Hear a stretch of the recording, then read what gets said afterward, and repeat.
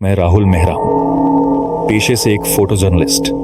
दिल्ली में रहता हूं। ये बात आज से 4 साल पहले की है, जब मुझे राजस्थान के एक छोटे से गांव कुंडलपुर में एक प्रोजेक्ट के सिलसिले में जाना पड़ा था।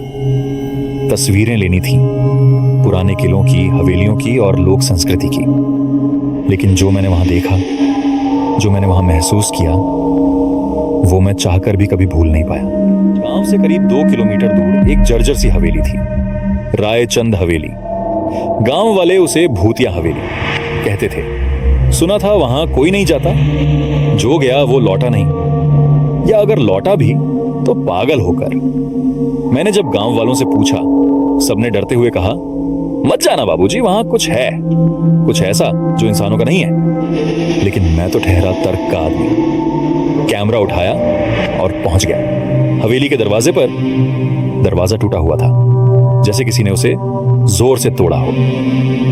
भीतर घुसते ही एक अजीब सी ठंडक मेरे शरीर में दौड़ गई। राजस्थान की चिलचिलाती गर्मी में भी वहां ठंड थी। मैं हवेली के अंदर बढ़ा। दीवारों पर पुरानी तस्वीरें थीं, रायचंद परिवार की। एक तस्वीर पर मेरी नजर टिक गई। एक जवान औरत की तस्वीर, सिंदूर साड़ी में लिपटी, लेकिन आंखों में गजब की नफरत। नीचे नाम लिखा था, सुशीला देवी रायचंद, 1948 में रहस्यमयी मृत्यु।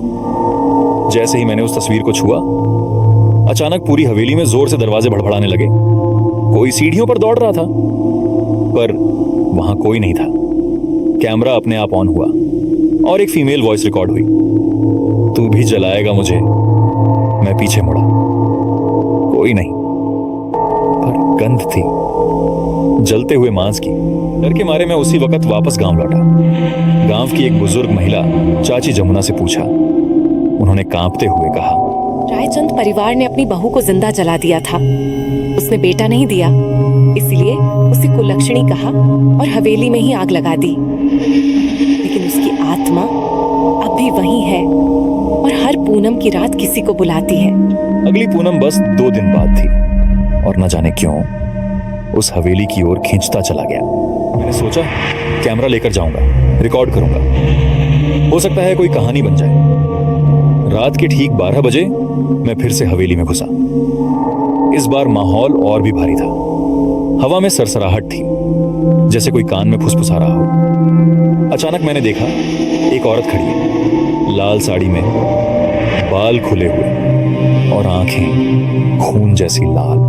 वो बस देख रही थी और धीरे धीरे कह रही थी, जलाया था मुझे, अब मैं सब जलाऊंगी। मैं भागा, लेकिन जितनी तेज मैं भागता, हवेली का रास्ता उतना ही लंबा होता जाता।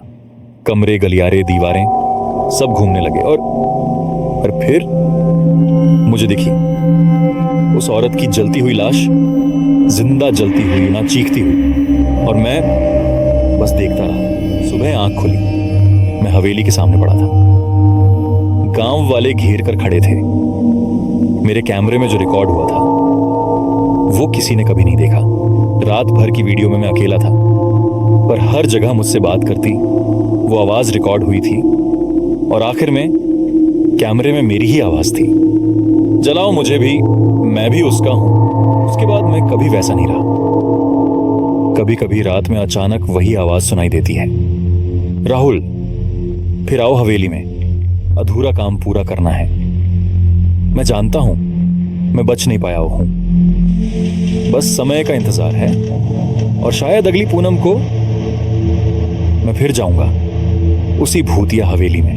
अगर कभी कुंडलपुर जाओ और हवेली की ओर कोई रास्ता दिखे तो मत मुड़ना, क्योंकि कुछ दरवाजे एक बार खुल जाएं तो फिर कभी बंद नहीं होते।